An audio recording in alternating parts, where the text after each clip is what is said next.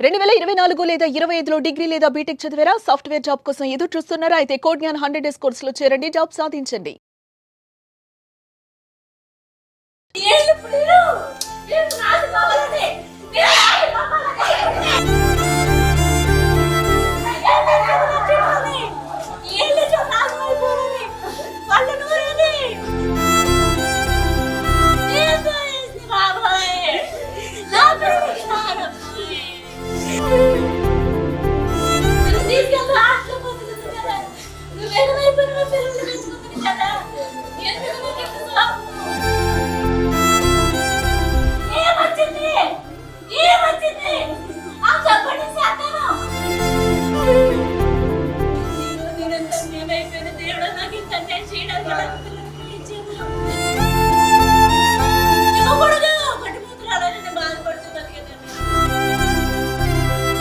బతుకు ఆ ఊళ్ళని మన స్థలం కొనుక్కొని ఇల్లు కట్టుకొని మనం బతకాలే అన్న వాళ్ళందరూ అలాగే ఉంటారు. మనం అన్ని నష్టపోయాము, మనకు అది కాదు, పిల్లల్ని పెట్టేసి నువ్వు పనికి వెళ్ళని చెప్పాను. నేను మంచిగానే అన్నాడండి.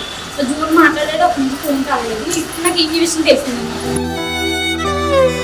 పిల్లలేరని అడిగితే ఇద్దరు పిల్లలు కొడుకున్నారు అని అన్నాడు.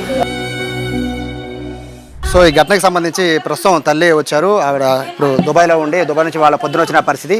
ప్రస్తుతం అయితే చుట్టాలందరూ కూడా ఆవిడని ఓదార్చిన పరిస్థితి కనబడుతుంది. అమ్మా, ఎందుకని మీ ఇద్దరికి ఏమైనా గొడవ వచ్చింది అనేది వినబడుతుంది? అంటే భార్య భర్తల మధ్య గొడవ ఉందా? గొడవలేండి, చూసారు కదండి, వాయిస్ మెసేజ్ లేవు, మాకు ఏం గొడవలు లేవండి. అదే జరిగింది. ఆయన అప్పుల వల్ల ఏమన్నా ట్రబుల్ ఎవరన్నా డబ్బులు అడుగుతాను అన్నారండి. అది విన్నారు కదా, డబ్బులు అడుగుతాను 3 ఇస్తాను అన్నారు. ఆ 3 ఇచ్చిన డబ్బులు ఏమన్నా మిగిలితే నేను కొడతాను, కూల్ డ్రింక్ షాప్ అయినా కూడా 2000 అంత ఇవ్వాలి, ఇచ్చేసి నేను ఇల్లు ఖాళీ చేస్తానని చెప్పాడు నాకు. మీ పిల్లలతో చివరికి ఎప్పుడు మాట్లాడారు? 7వ తారీఖున మాట్లాడాను నేను. నాకు స్క్రీన్ షాట్ కూడా ఉంది. 7వ తారీఖున ఏమన్నారు అప్పుడు మీ పిల్లలు? ఏమనలేదండి, చక్కగా మాట్లాడారండి. తలదూకమ్మా, పక్కన అక్కలు ఉన్నారు కదా, మా అమ్మ జడేయమందని చెప్పు, పంపు, నాన్న కుదరట్లేదు కదా అంటే సరే అని అన్నదండి. నాన్న ఇబ్బంది పెడుతున్నారని, నాన్న కొడుతున్నాడని? అలా ఏం లేదండి, అలా ఏం చెప్పలేదు. మా ఆయన కొట్టాడండి పిల్లల్ని, అసలు కొట్టాడండి, మా ఆయన పిల్లల్ని కొట్టాడండి. పిల్లల్ని అంత దారుణంగా కన్నతండ్రి అని చంపేయడం అనేది అసలు ఎక్కడా ఉండదు, చాలా తక్కువగా ఉంటుంది, గొడవలు అయితే తప్ప. కాకపోతే ఈ అప్పులు, ఈ ఒత్తిడి, పిల్లలకి అన్నం పెట్టుకోలేని పరిస్థితులకు వచ్చేసేమో. మా ఆవిడని ఎంతవరకు నేను ఒత్తిడి చేయాలి, ఎక్కడి నుంచి పట్టుకొస్తుంది?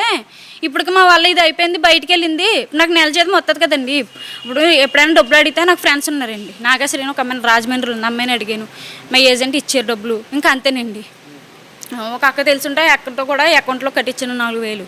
ఇంక మా ఆవిడ ఎక్కడైనా తెస్తుంది, దానికాల ఫ్యామిలీ లేదా ఎవరన్నా అడుగుతుంది, ఇంకా మా వల్ల కాదు అని చెప్పేసి ఇలా అయి ఉండాలండి, అంతేనే. మీ పిల్లలు అంటే ఇప్పటికీ 5 రోజులు అయిందమ్మా, మీ పిల్లలతో 6 రోజులు అయింది కదా, మీ పిల్లలతో మాట్లాడాలి అని ట్రై చేశారా? నేను ఫోన్ చేశానండి, నేను ఫోన్ చేశాను, నెట్ లేదండి, నార్మల్ కాల్ చేశాను, బ్యాలెన్స్ చేయించుకొని నార్మల్ కాల్ చేశానండి. స్విచ్ ఆఫ్ అని వస్తుందండి. యాప్ ఎక్కించుకొని మా మేడం బ్యాలెన్స్ చేసింది, ఫోన్ చేస్తుంటే స్విచ్ ఆఫ్ అని వస్తుందండి. ఏ రోజు అది? ఆ రోజేనండి, జూన్నే ఆగిపోయిందండి ఫోను. ఆ రోజు నాతో మాట్లాడారు పొద్దున్న. ఆ రోజు జూన్ 8 అంటే మీ హస్బెండ్ బర్త్డే అని చెప్పారు, అదే రోజు అండి, జూన్ 8వ తారీఖున. అప్పుడు మామూలుగానే మాట్లాడుకుంటున్నాం కొద్దిగా. ఆ రోజున కొద్దిగా ముందు ఫోన్ చేశానండి, బర్త్డే కదా అయిందని ఫోన్ చేశాను. ఆ రోజు నైటు ఫోన్ చేశాడండి నాకు. నేను బయటికి వెళ్ళానండి, 12 అయిపోయింది అక్కడ టైం. ఏంటి ఈ టైంలో ఫోన్ చేశానంటేని, రేపు ఏమన్నా గుర్తిస్తావేమని చెప్పి చేశాను అన్నాడు. గుర్తించడం ఏమన్నా, నీ పుట్టినరోజు కదా, హ్యాపీ బర్త్డే, నేను పొద్దున్న చేస్తాను అని మంచిగా మాట్లాడుకుని, ఇప్పుడు తింటున్నాను, ఇప్పుడు వెళ్తున్నాను, ఇప్పుడు అయింది పని అని చెప్పానండి. యాక్చువల్గా బర్త్డే రోజు అంటే ఆ రోజుతో లాస్ట్ మీరు కాల్ అంటున్నారు కదా, సో అంటే ఆ తర్వాత ఫోన్ పనిచేయట్లేదు. బేసిక్గా పిల్లలతో మీకు అట్రాక్షన్ పిల్లలతో బాగా మీకు ఎక్కువ ఉంది అని చెప్తున్నా. అంటే చుట్టుపక్కల వాళ్ళకి కాల్ చేసి పిల్లలు ఎలా ఉన్నారని అడిగే పరిస్థితి. నేను ఫోన్పేలో పెడుతుంటే ఎవరో పట్టించుకోవట్లేదండి. నా నెంబర్ ఎవరికి తెలియదు. ఇక్కడ ఎవరికైనా ఫోన్పేలు ఉంటాయి కదండి, అప్పుడు మా పిల్లల్ని పానీపూరి తీసుకెళ్ళేదండి. వాళ్ళకి మెసేజ్ ఆడితే వాళ్ళు నేను ఎవరో తెలియనట్టు ఉన్నారు. అప్పటికి ప్రొఫైల్ కూడా పెట్టాను, గమనిస్తారేమో అని. ఫోన్ పనికి రావట్లేదు. ఇంకెవరే లేదండి. మా వదినకి ఫోన్ చేసి, వదిన ఇలా ఫోన్ కలవట్లేదు, ఇది సంగతి అంటే, మా వెళ్తాడు చందు, ఏమైంది ఏంటో చూద్దామని వెళ్ళి ఇంటి తాళం వేసిందండి. తాళం పగలగడితే అప్పుడు పిల్లలిద్దరు లోపల ఉన్నారేంటండి. మీరేమనుకుంటారమ్మా, అంటే పిల్లలు మీ ఫ్యామిలీ అంతా కూడా చాలా ఫోటోల్లో చూస్తుంటే అసలు చాలా ముచ్చటగా ఉన్నారు, కానీ ఎందుకని ఇట్లా బయటికి తీసుకెళ్ళేవారండి. ఇక్కడ విజయవాడలో నేను బయటకు వెళ్ళకముందే నన్ను విజయవాడలో పార్క్ తీసుకెళ్ళాడండి. ఆ తర్వాత ఏదో కొండలోకి అదేదో పెరిగి అక్కడికి తీసుకెళ్లారండి. బాగానే ఉన్నామండి. నేను వెళ్ళినప్పుడు కూడా నన్ను ఆయనే దింపాడండి. ఇక్కడ విజయవాడ నుంచి భీమవరం వెళ్ళి ఏదో స్థలం మాట్లాడుకొని పొద్దు బేరం పెట్టుకుని, గవర్నమెంట్ వచ్చింది ఏదో పెట్టుకుని ఉందాము అనుకొని ఉన్నామండి. అప్పటి నుంచి నాడు బయటకు వెళ్ళాను, ఈయన చూసుకొని ఇంటికి వచ్చేసాడు, బాగానే మాట్లాడాడు, బాగానే ఉన్నాడు. ఆ రోజు కూడా కోపంగా మాట్లాడలేదండి నాతోటి, మంచిగానే మాట్లాడాడు. ఇది మీరేమనుకున్నారమ్మా? ఎందుకంటే ఒక మంచి ఫ్యామిలీ అందరూ కూడా కలిసి ఉన్నారు. ఇప్పుడు మీ పిల్లలు అలా ఇంకా ఈ ఒత్తిళ్ళు ఎక్కువైపోయినాయి. నా పిల్లల్ని హాస్టల్లో దింపడమో తీసుకురావడమో, వీళ్ళకి పెట్టలేకపోతున్నాను, ఒక పండగ పబ్బమో అన్నిటికీ కూడా కొద్దిగా మేము చాలా లోటు అయిపోయామండి. ఆయన అదే ఉండాలండి మైండ్. ఇంక ఈ గొడవలు, ఈ చిన్న చిన్న మాటలు. ఇప్పుడు ఆయన ఎక్కడున్నారని ఏమన్నా తెలిసిందా? తెలీదండి. ఆయన నెంబర్ ఒక్కటే కదండి మా దగ్గర ఉన్నది. ఏదైనా సిమ్ తీసుకున్నాడేమో చేస్తాడు. జూన్ 20 మా అబ్బాయి పుట్టినరోజు అండి, మా బాబుదండి. జూన్ 20 మొన్న మా పిల్ల పుట్టినరోజు చేసి వెళ్తున్నాను అంటే, అమ్మ నా పుట్టినరోజు చేసి వెళ్ళమంటే డబ్బులు కడతాను, హాస్టల్లో చాక్లెట్లు అన్నీ పంచుకుందరు కానీ కేక్ కుదిరి కానీ అన్నాను. నేను దేవుడికి దండం పెట్టుకొని పడుకున్నాను. మొన్న 11 నైట్న 12 హాస్టల్ ఓపెన్ అవుతుంది, నా పిల్లలు నాకు ఫోన్ చేయాలి, నాతో మాట్లాడాలి అని అంటే, ఆ తెల్లారికి నాకు ఈ విషయం తెలిసిందండి. నేను ఏడ్చి బాగాను, నా భర్త నా పిల్లలు ఫోన్ చేయట్లేదు, నేను మాట్లాడాలి, నాకు కల్పించు అని నేను ఎంత ఏడ్చి నైట్లు నిద్ర లేకుండా గడిపితే, ఆ రోజు పొద్దునకి నాకు ఈ విషయం తెలిసిందండి. నా పొద్దునకి ఇలాగని అదే ఫైనల్ అయితే మీ పిల్లలైతే మీ దగ్గర బాధపడింది కానీ ఇబ్బంది పడుతున్నాను చెప్పింది. నాన్న కొడుతున్నాడని కానీ చెప్పడం కానీ లేదండి. ఎప్పుడు నేను ఫోన్ చేసినా ఏదో ఒకటి తినటము ఉండడము, చక్కగా ఆడుకుంటారు, మా ఇంట్లోనే ఆడుకుంటారండి. పక్కింటికి వెళ్ళి ఆడుకోవడం అలాంటివి లేవండి మా పిల్లలకి.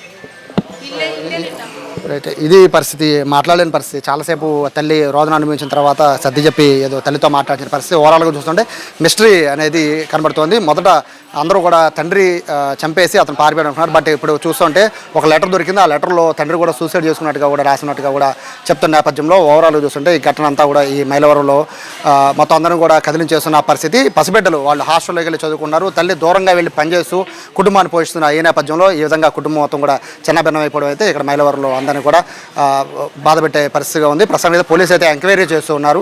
ఘటన జరిగిన తీరు, అలాగే ఘటన జరిగిన తర్వాత తండ్రి ఎక్కడికి వెళ్ళిపోయాడు, అలాగే తండ్రి ఫోన్ స్విచ్ ఆఫ్ అయిపోవడంతో ట్రేసింగ్ చేసే పరిస్థితులు ఉన్నారు. లెటర్లో రాసినట్టు విధంగా ఫెర్రీలో ఒకవేళ దూకి చనిపోయి ఉంటాడా అని ఇటువంటి అంశాలను కూడా వాళ్ళు గమనిస్తున్న పరిస్థితి కనబడుతుంది. ప్రస్తుతం ఆ పిల్లల తాత ఉన్నారు మనతో. నమస్తే అండి. అంటే మీరు ఇక్కడే ఉంటున్నారు కదా, ఇప్పుడు ఆవిడంటే వాళ్ళ తల్లి అంటే దూరంగా వెళ్ళి పనిచేస్తుంది, తండ్రి అంటే ఇక్కడ పనిచేస్తున్నారు. అంటే పిల్లలు ఎట్లా ఉన్నారు ఏంటి అని రెగ్యులర్గా చూడడానికి మీరు వెళ్తుంటారు కదా, అంటే ఎప్పుడు వెళ్ళారు మీరు? పిల్లల్ని ఎప్పుడు చూస్తారు లాస్ట్?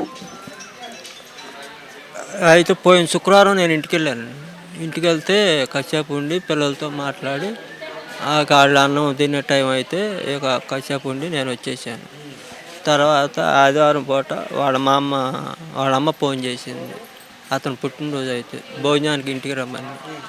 పిల్లలు బాగోలేదు, నేను తర్వాత వస్తానని ఫోన్ పెట్టేశాడు.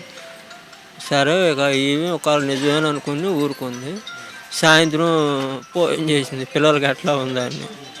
ఇక స్విచ్ ఆఫ్ అవుతుంది. ఇక చాలాసార్లు చేసి స్విచ్ ఆఫ్ అవుతుంది.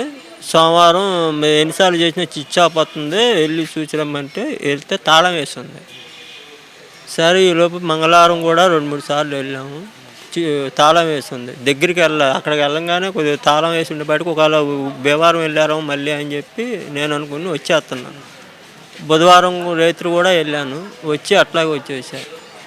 4 రోజులు అవుతుంది రాలేదు అని చెప్పి నిన్న మధ్యాహ్నం వెళ్ళా 1 గంట. అప్పుడు సైకిల్ బయట ఉంది, 4 రోజుల నుంచి బయట ఉంది, వసాల్లో పెడదాం మరి ఎప్పుడు వస్తారో అని చెప్పి సైకిల్ వసాల్లోకి తీసుకెళ్తే వాసన వచ్చింది.